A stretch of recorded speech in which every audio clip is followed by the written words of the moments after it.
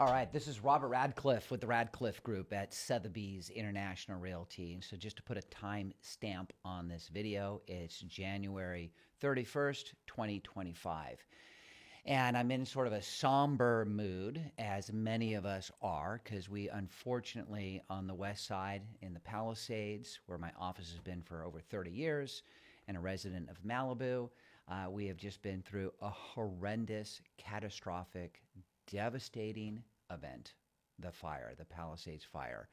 And what prompted, as many of us have experienced, wondering about our homeowner insurance. So immediately thought of Robert Feldman here, who I'm going to introduce in just a moment. And I'm so happy that you're here. There's so much to talk about. Yeah, there's a lot of bad information. Bad information that you're going to clear up. Yep, we're going to get rid of it. And I just so appreciate it. And let me do a quick plug, which I didn't even tell you I was going to do for you. Oh, thank you. One of the reasons why I wanted Feldman here is that, over the years that we've known each other, there have been times that I've come to you with insurance stuff, and you gave me advice and led me and guided me in areas that it wasn't even relating to you per se as far as on business. It was really just being of help, of helping me, saying, listen, I can't help you right now with that, but I know who can. Absolutely. And that, I like to think of myself as the same in my business. Like I'm here to help clients, even if I'm not participating in the deal. Yep. And that's one of the things I just thought was very admirable and honorable about you. That's great. Thank you very much. It's a huge compliment. Thank you. I wasn't going to tell you I was going to say that. But exactly. I always think that when I call you, I'm like, this guy's a stand-up guy. Oh, thank you. I appreciate it. Absolutely.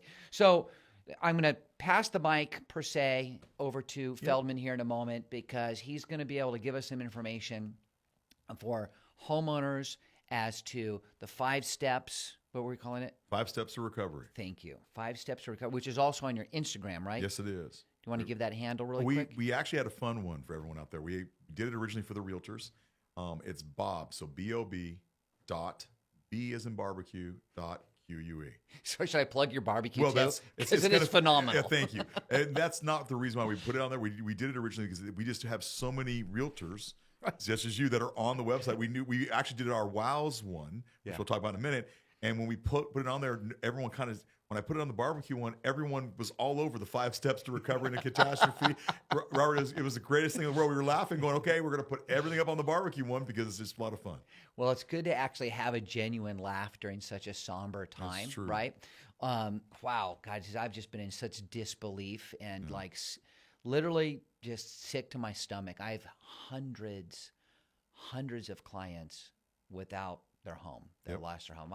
My first home, which was on Al Morial Drive in the Huntington, I happened to drive by it on that Tuesday morning, and it's gone. And some of the other places I've lived in the Palisades are gone. It's just not good. The problem when you have a major catastrophe, and I should probably start off with my background. For those that are out there, my name is Robert Feldman. I'm the CEO and co-founder of a company called WOWs Insurance. What makes us unique is we are a wholesaler. So it's a little different than with the normal situation as a street broker. We have over 3,000 brokers, insurance brokers, that are appointed with us either directly or through associations. And we bring insurance programs or companies in for homeowners insurance in California. So we're on the front lines. We're in every major fire. My background prior to was over 25 years writing high fire zones across California. From the tips of Shasta all the way down to the border to Mexico, we were writing homeowners insurance, bringing carriers in. We are now a wholesaler. We do some retail, but primarily wholesale to make sure we bring carriers in, and got a frontline approach on this one. I hate to say it, there's a lot of people that have lost their homes, and it's just crazy. It is. So I want to go into that 5 step to recovery in 2 seconds, but also because if I were watching this right now, like literally be grabbing a pen and paper to write down your contact info. Absolutely. How would they reach you? Easiest thing is, first of all, our website's WOWS, WOWS, insurance.com. I always laugh, Robert. Everyone forgets the S. And then I get a text message or a call. Hey, Robert, I can't get your website. Right? So Robert, and my email, by the way, is robert@WOWS, WOWS, insurance.com. Cool. Awesome. All right. So let's go jump into it. Not segue on how great your barbecue is, by the way. Thank you. Yeah. It's okay. That's a different podcast. Yeah. That'll be a different podcast for a different time. Hey, maybe we could pass this a little bit. We get into that kind of thing. We'll have a fun one. Thank you. Thank you. All right. So 5 steps to recovery. Yep. Let's help our people out here. We built the 5 steps of recovery really as a way. About 15, 20 years ago, we were being in every major fire. We started seeing a pattern of what you need to do with insurance companies in order to progress or speed up the recovery process. And why I say that is obviously we've had everything from the Napa fires to Santa Barbara fires, every fire that's been in California for the last 25 years, seeing what works, what doesn't work. So we built the 5 steps, and it's a chain. So what I always say is a chain of events. 5 steps, it's a chain. You don't go to step 4. You have to go through all the steps, 1 through 5. By doing so, as I mentioned actually before we got started, we already helped consumers. Here we are, literally weeks within the fire, receiving a lot, if not all of their proceeds of their insurance policy. Okay. We had one client that was on the California Fair Plan receive over $1 million within 4 days of the fire starting. The fire wasn't even contained yet, but followed these steps so perfectly that the California Fair Plan started issuing payments to him. So step 1. Step 1 is going to sound stupid, Robert. And believe it or not, as of yesterday, here we are 3 weeks removed from the start of the fires. We had somebody that was referred to me from a realtor, referred me a client, a consumer, it's not a client, that had not yet filed their claim. They're a total loss. And Robert, it's horrific. When someone loses their home, and you're experiencing this now, for a lot of your friends and family that are involved in this, it is about as close to losing a really close family member there is. And the reason why I say this is we're lucky we're dressed in our clothes right now, but if God forbid, right, we're sitting in this and making this podcast, you don't have another pair of shoes to wear. We lost our homes. Oh, just a quick, I live in, as mentioned, my first home on El Morel Drive in the Huntington burned in this Palisades fire. It was so sad to hear. I'm in Malibu in Sarah Retreat now, and we had the Franklin fire, which 2 homes on my street, one 2 doors away and one 4 doors away, burned to the ground. And during that fire, I experienced, because I wasn't sure if my home was there, walking through all of that. Like, oh my God, it's oh my God. And so I went through the Woolsey. I live in Oak Park, Westlake Village. It blew through me before it went to Malibu. And so just living this firsthand, the steps are so important, because the number 1 step is filing the claim. And people don't realize this. For weeks, they don't file claims. And so getting the claim filed is really important. Second, a part of that first step is not just getting the claim filed, but also getting the claim number assigned, which is usually what happens immediately. And then within 24 to 48 hours, they're assigned an adjuster. Okay. Now, one of the things I say to everybody out there right now is, really, it sounds crazy, and when people are really distressed in this situation, it's a stressful moment, and tempers can get crazy. Adjusters are human beings just like us. Right. So they're going to be overwhelmed. Right. So one of the things we've done in these 5 steps is really work with consumers about why you need to do everything to make the job of the adjuster so easy. Yeah. If you make it easy for an adjuster, you're going to get things taken care of so much faster than if you're not, or if they can't get a hold of you, or the different things. So first step, file the claim, get the adjuster. Second step is actually the most important step of the 5. It's certifying your home as a total loss. Does the adjuster do that? How is that determined? So, great question. So what happens, Robert, is if the insurance company's process, now that there's so much a volume of, they need proof that the house is a total loss. What we've done for years is, and I got in trouble with the Woolsey fire. I was originally getting in there a little early, let's just say, and was able to go and take pictures of the homes that they're total loss and send them to claims to get them certified as a total loss. This fire, as crazy as it sounds, CAL FIRE had a humongous improvement. A lot of people don't realize this. With the CAL FIRE website, you could actually go to type in an address, and it would show you a picture of the house, whether it was destroyed, partially damaged, or standing. In real time, or and how? It wasn't in real time. They were updating it pretty accurately. Okay. And what was incredible about that was we were taking those pictures and taking the pictures from the CAL FIRE and uploading into insurance companies and getting the process of getting money started. Move it faster. Moves it faster. Okay. And so what happens once you have that done? So you have the adjuster, you have the claim number, you certify the total loss, and it can be simply as the picture, and making sure that you in writing with an email to the adjuster saying, "Here are pictures showing my house is gone, it's lost. Please certify this home as a total loss." Okay. So first step, file the claim. Yep. get in contact with the adjuster. Yep. As my oldest son used to say to me, Dad, I realize when you're nice to people, you just get a lot more help from others. Exactly. So be nice to your adjuster. Yep. That person's a human being. And then certify that the house is total loss. Yeah. Once you have that done, that opens up the third step, which is start of the recovery really part. Because once you have it certified as a total loss, you're able to sign long-term leasing. So until you certify a total loss, you're supposed to be in like hotels or temporary housing.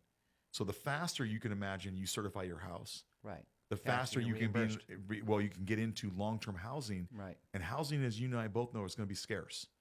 I mean, you can't displace this many people from two different communities to get really going at this point to get to housing. So that's what's a big part of it. Plus, at the same time, the insurance companies are going to pay 25% of that additional living expense coverage and also 25% of the contents coverage. Start getting the shoes, as we talk about, and pants, and start getting you going in that process. Now, the fourth step, Robert, is going to be the interesting one, and people believe it's way too early, but it's really not, is the fourth step is actually hiring or starting to work with and starting to put together and hire a architect, a licensed architect. And the reason why it's important to have a licensed architect is you need to start to design the plans and get the plans going. Well, like everything else, you can imagine there's only a certain amount of licensed architects. So getting out in front, getting going. The insurance company, once you receive the cost analysis from the architect to build your plans, that's a coverage under your homeowner's insurance policy. They're going to process. Again, making this easy for the adjuster. Right. You sent them the picture. Now you're sending them the bid for the architect. It makes it very easy for the adjuster to move forward. Once you have that fourth step and you have your architectural plans, you can move to the final step, which is working with a builder, general contractor. You can get the bid from the general contractor for what the cost of the rebuild is, and that can be submitted to the insurance company to receive the 100% of the benefits of your policy at that point, or to policy limits, is what I would say, if necessary. There are some consumers that will have enough coverage. I don't think it's a lot, is what I'm going to say. It's a terrible sense. Because when you have an event like this, the cost to rebuild explodes, as you and I both know. There's a cost to rebuild if one house burns versus thousands of houses burn. So it's just different. Yeah, no, trust me, I'm very aware of it. And the reason I mentioned at the beginning, as far as the Franklin fire, the homes burning on my street, that I went through that process, that mental, emotional process of thinking, I think I might have lost my home. Yeah, I remember watching the newscasters on my street on Sarah Road saying, and there's more homes burnt along the way. And I'm like, is one of those mine? You hold your breath. Oh, dude, that's you an turn the understatement. turn the corner onto your street. Yep, and there's the house. And the house, and you're just like, thank God. You're just, literally, thank you, God. Yep, for the home being here. So again, my thoughts are to those that lost their house. I went through the mental anguish of what that would have been like, and it's so sad. Yep. So these 5 steps, awesome. That's great. Speed lining, this process as fast as you can. Yep. Being in touch, obviously, with your insurance broker, maybe in the future, hopefully with you. Well, we're also, again, so we help support. So there are some companies that we will write through as a retail situation, but primarily we're a wholesale. But anyone out there needs to realize, and I've said this, and Robert, you and I talked about this in the beginning. Since this fire broke out, we've figured out probably somewhere between 200 to 300 consumers that are not clients that I'm just helping. Right. And because bottom line is, this is an all hands on deck moment. If someone's confused, or if they're not able to get a hold of their broker, if they're not able to do things, we will step up over and over and over again. Because bottom line is, it's these moments when it's the moment you have to stay. It's a moment of truth. Yep. Feldman, that's what I love about you. Oh, thank you. You're a good man. All right, so those are the 5 steps of recovery. One thing that, part for me too, where I was kind of freaking out, was not just the fact that I was going to have to get new shoes, clothes, everything. I'm like millions underinsured because I was one of the 40,000, right? 40,000 that State Farm had bumped, right? And I got that letter, and my policy shifted to Fair Plan. In October, just a couple months prior to all this. I'm like, oh my God, the timing of this is horrible. Can you share with us, do you see anything getting better for us? Yes. So we very successfully brought in 3 separate insurance companies now.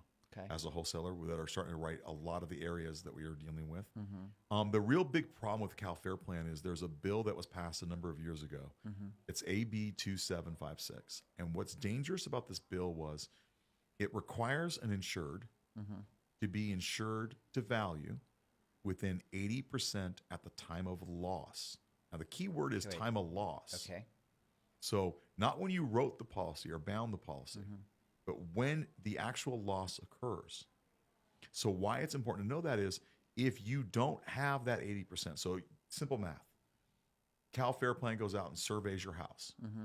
after the loss and says it's $1 million to rebuild. Even number, right? I always like when Right. even numbers. Well, they then revert back and look at the insurance policy. If you don't have $800,000 of structure coverage, Mm-hmm. 80%. Mm-hmm. If you're $799, you fail this clause. The insurance policy reverts to what's called actual cash value, and it's depreciated over a 25-year table. The really scary thing that's going to happen to a lot of consumers in the Palisades that are on the California Fair Plan. And there's an estimate that roughly 11% of the homes that were burned, a lot lower than people believe, are on Cal Fair Plan. If you're on the Cal Fair Plan and you fail that clause, you could receive little or no money from the policy. Ouch. That's pretty scary. So to be in touch with you, Yes, you know, we've been unwinding a ton of this. I bet. Yep. I bet. So moving forward for the future, as far as homeowners insurance. Yep. And you mentioned that you think things may look a little bit better for us. Yes, actually, the really scary and sad thing is we were so excited. We launched. Close to it. I mean, gosh, we have 3 companies coming in right now. Which is, by the way, they're still coming in. Right. So the okay. good news is we were able to keep them on the ledge, so to keep them going backwards. At the same time, we have our own program, WOWs, that's launching for the high value homes, which will re-engineer insurance in California, which we're pretty excited about. That policy, actually, the WOWs program, will be the first policy in the history of California we could find that will be fully transferable from sellers to buyers. Wow. It becomes Whoa. So Wait, time out. yeah, so that's a really big thing. That's a major, because I'm a real estate agent, Yep. to be able to share that when a client's selling a home. Yes. Is that the insurance policy going to be transferable? Yes. That's what so you heard? the WOWs program. The WOWs through you. Yes, the one where we're bringing for high value. Drum roll, boom. Yeah. That is huge. Well, and because what we're That's looking a big deal. it's to stabilize the market. Right. And so what happens is when you do things like creative approach, one of the great things of becoming a wholesaler is we're what's called an MGA wholesaler. So I'm actually able to create programs. I work with London, the big reinsurance companies you'll see in London, like the Lloyd Syndicates, Munich Re, all the different companies. So when I'm working with them, we're looking at building creative ways of creating programs that are not just good for the insurance company, but also great for the consumer. That is so huge. That's amazing. And I hope and pray that that comes into place. That's a game changer. It's a game changer. And and it's kind of terrible to say this, but I hope everyone copies me. Yeah. I deal with multiple insurance companies. I think it's what needs to change. Yeah. So what happens is 25 years, I would jokingly say, being in every major fire, I can tell insurance companies what works, and I can tell you what doesn't work. The next frontier we're going to really get into is what's called fire hardening. Okay. And that's going to be really the biggest animal in this game. The reason for it is there are companies that and by the way, I'm not a part of. There's a great company called Komodo. I was looking, just researching. They have a fully biodegradable, non-toxic chemical that's made out of orange peels. And I was reading about them, and it makes the house not able to burn. And it's very reasonable in cost. So you can have it put on in August, September, October. It'll last. The only negative of it is if you get a really big rainstorm like we just had, it washes it away. Right. So you're going to want to time it a little bit. Right. But that kind of approach of using this kind of thing is an approach. Another company I think is spectacular is a company called BurnBot. BurnBot, they almost look like mini Tesla trucks. And it's fire mitigation where it goes over and burns the brush. But what it does is there's no smoke. It has water and puts the smoke and revitalizes the ground. Wow, that's awesome. So these are all mitigation things. There's hundreds of mitigation things that we're going to be talking I about hope going they all forward. come running to the Yep. market. And so that's what we have to have. Yeah, for sure. We have to. Because insurance companies can't continue to have, there's an These huge estimation, losses. $50 billion, Right. $100 billion, and we don't know what the tab's going to be.